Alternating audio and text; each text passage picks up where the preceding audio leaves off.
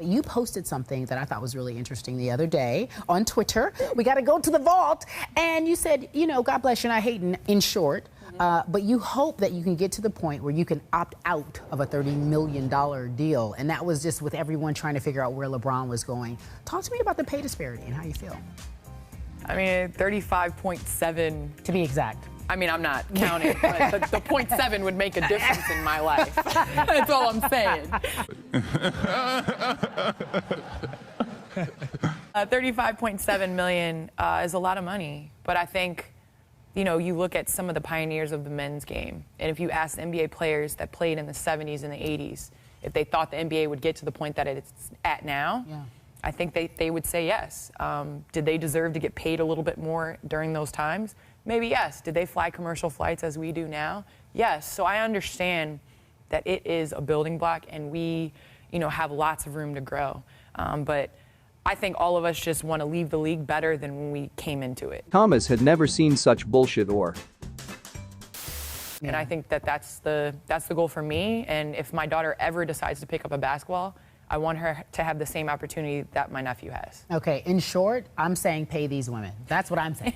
She's gonna go elegant about it. You need to be paid because you command the same respect. The game is just as good. People have to go and watch it. What? What the fuck? Talk to me about where you all are as a team and what you'd like to see change. Well, right now, you know, the league's tough. Everybody's kind of battling. It's similar to the way the West was this past year in the NBA, with one game deciding whether a team is like the Thunder are second or sixth or seventh. So for us, it's right now just jockeying for position.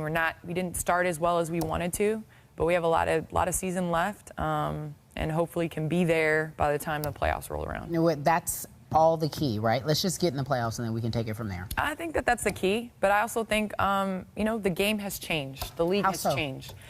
You know, it's top to bottom, a lot more talented teams. It used to be before you could look on your schedule and be like, okay, we got this win, we got this win, we got this one. Now everybody is able to beat everybody, and so it changes the landscape of the league. And, you know, night in and night out, schedule-wise, you know, you're playing great teams every night.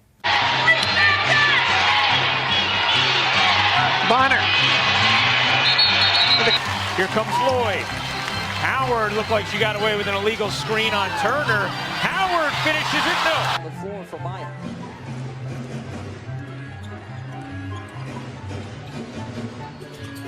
Hayes thought about it.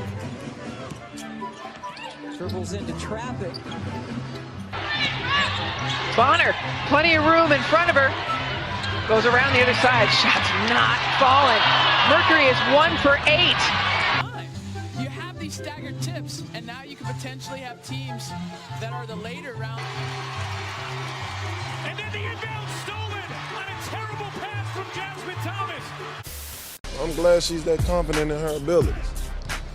But she's also a little delusional. Like the confidence, BG, but I don't know if that's going to happen. It's not a walk in the park over here. She says you'd be no better than the third best post player on the men's team.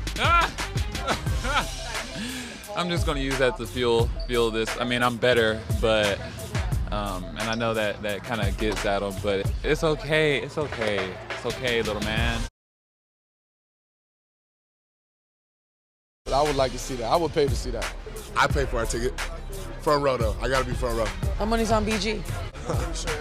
I got cuz on that one. If there's no referee, I'm going to go to the ATM, and I'm going to sell my house, and I'm going to put all my money on DeMarcus Cousins.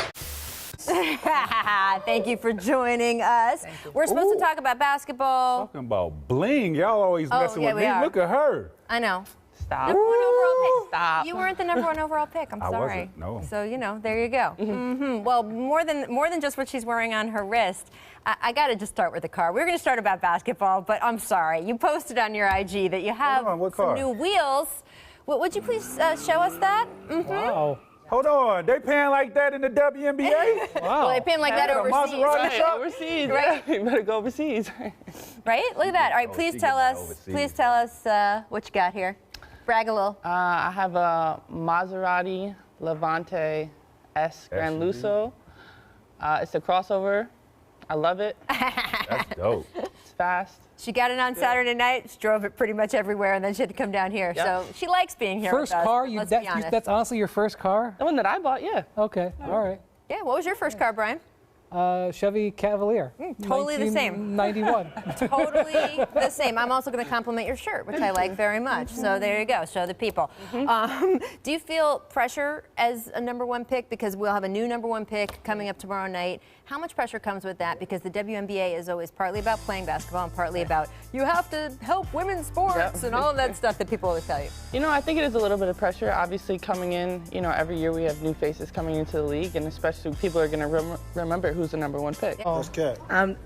And it's like, all right, let's see what kind of game you got. Yeah, absolutely. And do y'all sort of, do you have a little hazing come in for whoever gets picked first? Of course we have no hazing. No, never. Would never happen in any professional sports league at all.